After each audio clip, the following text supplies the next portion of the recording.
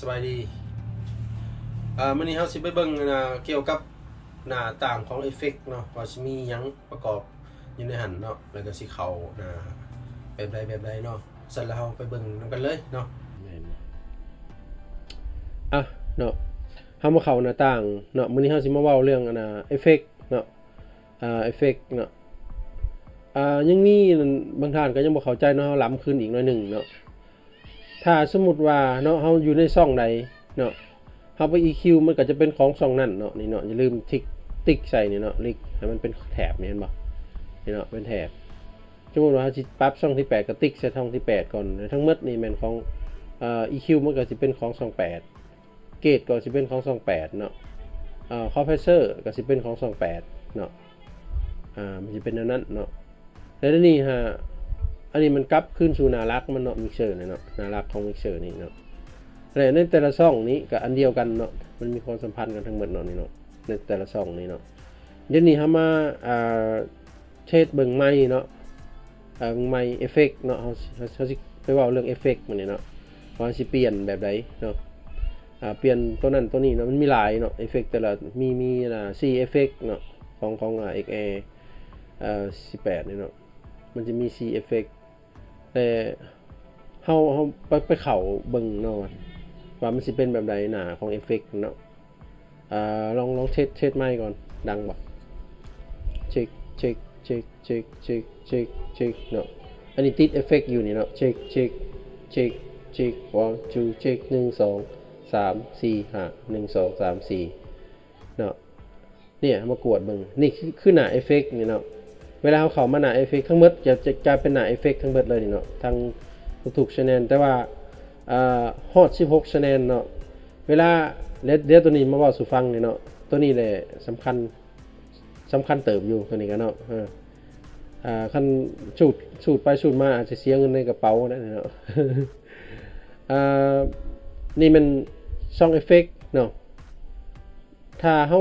อยากใช้เอฟเฟกต์เนาะช่องใดเฮาก็สูตรเอาช่องนั้นเนาะนี่มันเป็นหน้าเอฟเฟกต์1ทั้งเบิดนี่เนาะทั้งเบิดเลยเนาะตั้งแต่1ฮอด16เนาะคันเฮาอยากใส่ช่องที่8เนาะก็สูตรช่องที่8ขึ้นอันนี้เฮาใส่ไมค์ช่องที่3เนาะใส่ไมค์อยู่ช่องที่3ปัจจุบันเนาะนี่คือมันเอฟเฟกต์เนาะและอีกตัวหน้าต่างหลักของเอฟเฟกต์เนาะเฮาจะเข้าไปเบิ่งอยู่เทิงแจนี่เนาะมันจะเขียนว่าเอฟเฟกต์เนาะแล้วก็กดเข้าไปเบิ่งอีกเนาะอันนี้มันจะมีเอฟเฟกต์1เอฟเฟกต์2เป็นห้องนี่เนาะเอฟเฟกต์3เอฟเฟกต์4เนาะคันเฮาใส่เอฟเฟกต์1เฮาก็มาปรับเอาเอฟเฟกต์1หรือเฮาอยากเปลี่ยนหรืออยากปรับนั่นนี่ก็ได้เนาะยกตัวอย่างว่าเฮาอยากปรับเนาะเฮาก็เข้าติ๊กเข้าไปใส่นี่เนาะเช็ค low เนาะสามารถปรับได้แล้วก็ฮัลโหลโลโลโลโลโลโลโลโลเนาะแล้วก็สามารถเข้าไปเลือกอยู่นี่ได้อีกนี่เนาะเดี๋ยววันเอฟเฟกต์ก่อนเช็คเนาะนี่สามารถเข้าไปเลือกเอฟเฟกต์ต่างๆอยู่ในนี้ได้เนาะเดี๋ยวโลนี่เช็คสมมุติว่าเฮาจะเลือกเป็นรูมรีเวิร์บเช็คเนาะเปลี่ยนอะไรเนาะเปลี่ยนไปตามตัวเอฟเฟกต์แล้วเนาะแต่มาใส่ตัวนี้ลองเบิ่งเช็ค1 2เช็คเนาะทุกอันสามารถใช้ได้เบิดเนาะนี่เนาะมันมีดีเลย์เนาะลองเบิ่งเอาฮัลโหลนี่เนาะมันมีลายเนาะมีลายแบบให้เฮาได้เลือกเนาะเช็คบ่ว่าจะเป็นEQ บ่อย่างนี้เนาะเฮาสามารถเข้าไป EQ ในเอฟเฟกต์นี่เฮาดึงเอามาใส่กับลายอันนั้นมันมีปลั๊กอินหลายๆเนาะเป็นหัวแอมหัวอย่างนี้ใส่กับกีตาร์ได้เบิดเนาะหรือว่าเฮาสิปรับเป็นเสียงร้องเนาะอันนี้เฮากลับมาใส่ตัวเก่านี้เนาะhand reverb เนาะเช็ค1 2เช็คนี่เนาะอยู่นี่เนาะมันจะมีแถบตัวนี้เนาะนี่กด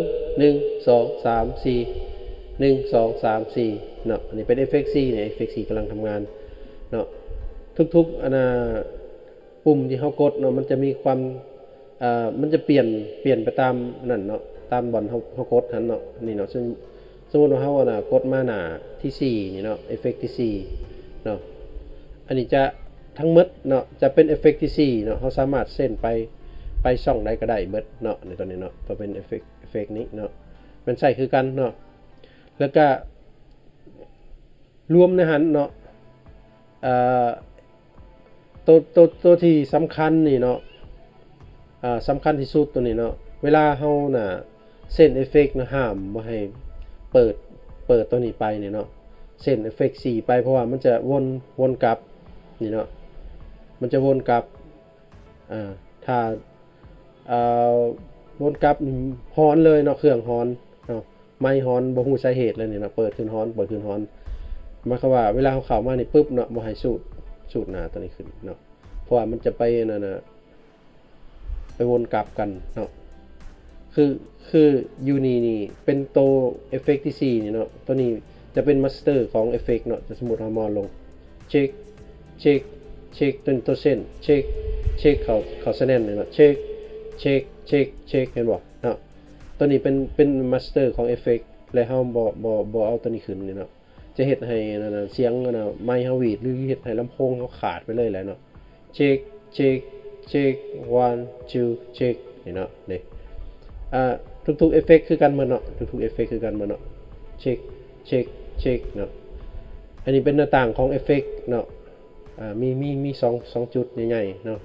อันนี้เฮามาสอนกันแบบมาศึกษานำกันเป็นภาษาบ้านๆเนาะอาจจะบ่เข้าเรื่องเกี่ยวกับศัพท์เทคนิคปานใดเนาะเพราะเฮาสอนกันเป็นแบบบ้านๆจะได้เข้าใจแบบง่ายๆซะก่อนเนาะและหลังจากนั้นเฮาก็เอาบทเรียนซุมนี้นี่เนาะซุมเฮาเรียนมานี้เนาะไปต่อยอดเพิ่มอีกเนาะนำอาจารย์หลายๆอาจารย์ก็ได้คือกันเนาะอันนี้มันบทเรียนที่เฮานั่นน่ะเอามาศึกษานำกันอันนี้เนาะสแลมการเข้าเอฟเฟกต์เนาะข่าวประมาณสำนั้นเนาะสำหรับมือใหม่เฮาก็ได้เนาะศึกษาต่อเรื่อยๆเนาะจะได้บทเรียนเพิ่มไปเรื่อยๆเนาะต้องมันฝึกเนาะว่าง่ายๆจ้ะมันฝึกมันเข้ามันเรื่อยๆเนาะจังค่อยสำนานว่าง่ายๆซะเนาะสำข้าพเจ้าก็พอได้แต่แนะนำเนาะแนะนำข่าวเบื้องต้นเนาะให้นำไปใช้งานได้แต่ว่าตัวจริงนั่นมันต้องผู้เจ้าของเนาะมักไปได้ก็ต้องไปปรับปรุงเอาไปเฮียนเอาไปเฮ็ดเอาเนาะจังซั่นแหละช่วงนี้เนาะก็ขอฝากไว้นำบรรดาท่านเนาะอย่าลืมคอมเมนต์ใต้คลิปเนาะเพื่อประกอบส่วนกับพริกจำเป็นเพื่อได้บทเรียนนำกันอีกเนาะจะสั้นแหละสุดท้ายนี้ก็ขอให้ทุกท่านมีสุขภาพแข็งแรงสบายดี